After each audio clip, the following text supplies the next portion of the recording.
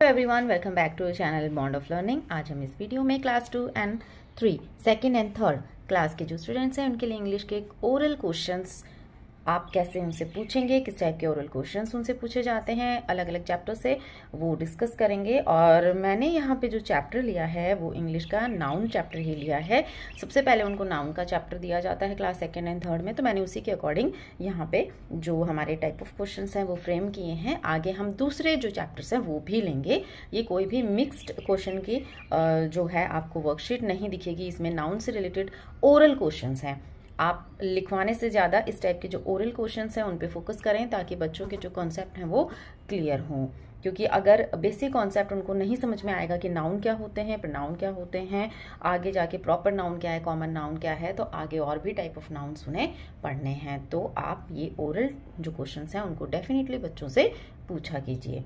तो सबसे पहले तो बेसिक क्वेश्चन ही होता है कि व्हाट आर नाउन्स। तो ये बच्चों को पता होता है, एलकेजी यूकेजी में उन्होंने सीखा होता है कि नेमिंग वर्ड्स आर नाउन। उसी को थोड़ा सा हम क्या करते हैं सेकेंड थर्ड क्लास में, फर्स्ट क्लास में थोड़ा सा उसको अच्छे से लैंग्वेज में बना देते हैं। Name of a person, place, animal और थिंग इज कॉल्ड नाउन और नेमिंग वर्ड्स। यहाँ पे मैंने नेमिंग वर्ड लिखा है, नाउन भी वो बोल सकते हैं।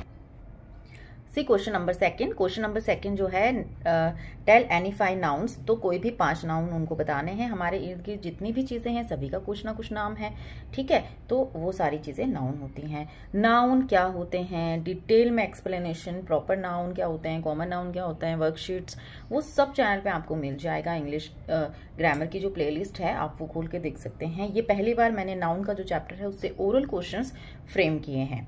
आगे आप देखिए 2 types of nouns are. Basically आगे क्लासेस में बहुत सारे टाइप ऑफ नाउन्स हैं, बट जो सेकेंड और थर्ड क्लास के बच्चे होते हैं उनको बेसिकली ये जो common noun and proper noun सिखाया जाता है, साथ में कलेक्टिव नाउन भी सिखाया जाता है। उनको कोई भी 2 जो हैं कॉमन नाउन बोलने हैं और 2 जो है वो प्रॉपर नाउन उनको आने चाहिए, मतलब एग्जाम्पल आने चाहिए, ठीक है। नेक्स्ट क्वेश्चन आप देखिए, flower is a common noun और प्रॉपर नाउन। तो ये यहाँ पे ऑप्शंस के साथ पूछा जा रहा है कि फ्लावर एक वर्ड है, ठीक है, नेमिंग वर्ड है, तो आपको बताना है कि वो कैसा नाउन है। फ्लावर नाउन है पर वो कैसा नाउन है, कॉमन है कि प्रॉपर है, ठीक है। तो हमें पता है फ्लावर जो है वो कॉमन नाउन है। Name of days and months are proper noun. Is the statement true और फॉल्स। जितने भी हमारे दिनों के नाम होते हैं, महीनों के नाम होते हैं, क्या वो प्रॉपर नाउन होते हैं? यस, वो प्रॉपर नाउन होते हैं। तो इस तरीके के जब आप क्वेश्चंस पूछते हैं तो बच्चों के जो कॉन्सेप्ट है वो क्लियर होते हैं, ना कि वो बस लिखते जा रहे हैं, एक्सरसाइज किए जा रहे हैं, मैचिंग किए जा रहे हैं, नेमिंग लिखे जा रहे हैं। ऐसा नहीं है। ओरल में आप थोड़े से क्वेश्चंस को जब ट्विस्ट करते हैं तब जाके उनके क्वेश्चन जो कॉन्सेप्ट्स हैं वो ज्यादा क्लियर होते हैं। Okay, the cow gives us milk, ये एक सेंटेंस है, ठीक है। Pick out the nouns. इस सेंटेंस में नाउन आपको पिक करने हैं। तो हमने जैसे कहा कि थिंग्स और एनिमल, प्लेस, सारी ही चीजों के, पर्सन, सबको ही हम नेमिंग वर्ड्स कहते हैं। तो 2 तो नहीं है नेमिंग वर्ड। काउ है, हाँ, गिव्स नहीं है, अस भी नहीं है, ठीक है। तो ये क्या है, मिल्क हमारा है। तो काउ एंड मिल्क ये दोनों ही हमारे क्या है, यहाँ इसमें जो है नाउन्स हैं।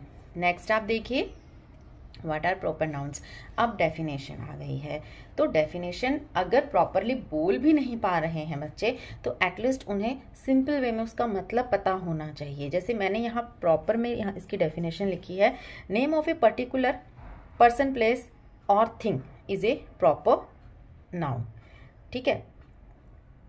तो जो भी पर्टिकुलर नेम होगा, किसी भी नाउन का पर्टिकुलर नेम होगा, वही होगा हमारा प्रॉपर नाउन। एग्जाम्पल ताजमहल, अगर इतना वो नहीं बोल पा रहे हैं तो वो सीधा बोल सकते हैं स्पेशल नेम्स, ठीक है। Special names of a noun are called proper noun और the nouns which have special names are called proper nouns. इस तरीके से भी जैसा उनको सही लग रहा, जो उनको सबसे इजी लग रहा है लर्न करने में, वो डेफिनेशन वो कर सकते हैं। तो बेसिकली उनको उसका मतलब पता होना चाहिए।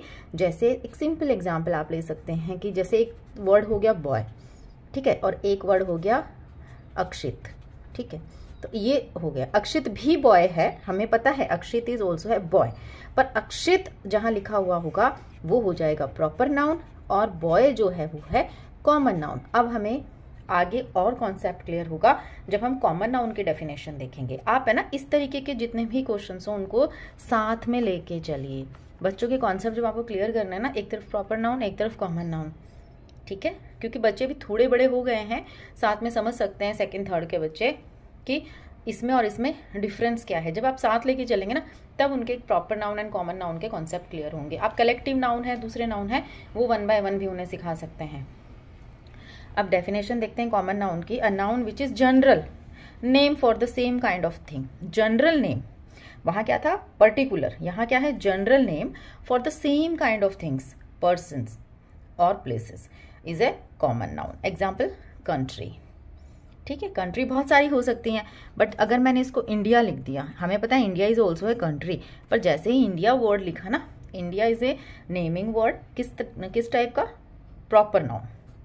ऐसे आप उन्हें समझा सकते हैं, सिखा सकते हैं। और जैसे कि मैंने पहले कहा, बहुत सारी चैनल पे वर्कशीट्स हैं जो बच्चों के डिटेल जो कॉन्सेप्ट है उसको क्लियर करने में हेल्प करेंगे आपकी। चेंज इनटू प्लूरल नाउन्स, तो ये प्लूरल फॉर्म जो होता है ना किसी भी नाउन का, वो भी नाउन के चैप्टर में ही आता है, नाउन इन नंबर्स में, और जेंडर्स भी नाउन में ही आते हैं, नाउन इन जेंडर में, ठीक है। तो यहाँ जैसे कि की है, तो की का प्लूरल नाउन क्या बनेगा, कीज। बुक का प्लूरल नाउन बुक्स। तो ये तो मैंने सिंपल वाले दिए हैं। थर्ड क्लास में कुछ और भी होते हैं, जैसे कि नाइफ हो गया, ठीक है, तो इसका बन जाएगा नाइव्स, ठीक है, VES लग के। इस तरीके के जो इरेगुलर प्लूरल्स होते हैं ना वो भी होते हैं थर्ड क्लास में। नेक्स्ट आप देखिए ट्रू प्रॉपर नाउन, कोई भी 2 प्रॉपर नाउन लिख सकते हैं बच्चे, ये पहले भी हम कर चुके हैं इसको। और कॉमन नाउन्स भी बच्चे इसको यहाँ पे लिख सकते हैं। नेक्स्ट आप देखिए, a proper noun is always begin with the capital letter, true और फॉल्स। यस, जो प्रॉपर नाउन होता है ना वो हमेशा कैपिटल लेटर से लिखा जाएगा। तो इस तरीके के जो छोटे छोटे ट्रिक्स आप उन्हें बताएंगे, छोटे छोटे रूल्स आप उन्हें बताएंगे, तो ये सारे रूल्स एंड ट्रिक्स आगे की क्लासेस में भी उनको हेल्प करते हैं। जहाँ भी अगर बच्चे थोड़े कंफ्यूज होते हैं तो अगर उनको रूल पता है, ठीक है, तो वो आसानी से उसको कर सकते हैं। जैसे एक हमने देखा कि डेज के नेम होते हैं, मंथ के नेम होते हैं, फिर वो कैपिटल से शुरू होते हैं, फिर आगे जाओगे तो और ज़्यादा उनको पता चलता है कि जितने भी हमारे जो भी मॉन्यूमेंट्स होते हैं, न्यूज़पेपर्स होते हैं, बुक्स जो होती हैं, इन सारों के नेम भी प्रॉपर नाउन में आते हैं। वो आगे की क्लासेस में वो पढ़ेंगे। नेक्स्ट आप देखिए नेमिंग वर्ड्स आर कॉल्ड। ये मैंने इसी को जो क्वेश्चन है उसको ट्विस्ट कर दिया है कि हमने इतनी देर पूरे चैप्टर में पढ़ लिया कि नाउन क्या होते हैं, किस टाइप के होते हैं, प्रॉपर नाउन क्या होता है, कॉमन नाउन क्या होता है, ये सारी चीज़ें। बट अब उसी का ऑपोजिट अगर मैं कर दूं, naming words are called, naming words को क्या कहते हैं, नाउन। ओके, इस तरीके से, क्योंकि इस तरीके के क्वेश्चंस MCQ जो होता है तो बहुत सारे ऑप्शंस होते हैं। Naming words are called adjectives, naming words are called adverbs, naming words are called nouns. तो नेमिंग वर्ड्स को क्या कहा जाता है, नाउन कहा जाता है। तो थोड़ा कुछ क्वेश्चंस मैंने यहाँ पे फ्रेम किए हुए हैं। इनके अलावा भी जब आप बच्चों को रिटन वर्क कराएं ना तो साथ साथ में ओरली उनको कराते रहें। बेसिकली ये जो नाउन जैसे चैप्टर्स होते हैं और इवन जो इंग्लिश ग्रामर के सारे चैप्टर्स होते हैं वो रिपीटेडली हर क्लास में आते हैं। तो एक ही बार उनको आप अच्छे से सिखा देंगे बेसिक टर्म्स अच्छे से ओरली, और लिखने से ज़्यादा अगर आप उनको ओरली कॉन्सेप्ट क्लियर कर देंगे तो आगे क्लासेस में बहुत ईजी हो जाएगा उनको, जो आगे के इसके जो हायर लेवल होंगे उनको सीखने में। ठीक है, तो ये थी हमारी आज की एक सिंपल सी